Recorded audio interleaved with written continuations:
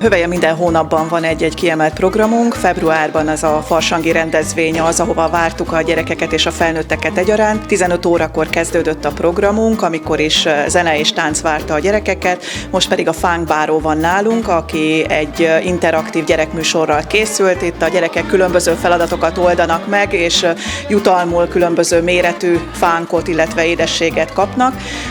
Amikor a műsora véget ér, akkor következik a felnőtteknek is egy kisebb összejövetel, egy ilyen batyús bált szervezünk, ahova a felnőttek is ugyanúgy jelmezben jönnek, mint a gyermekek, és mindenki hoz egy kis süteményt, egy kis italt, és beszélgetünk, táncolunk, közösségi program van itt délután.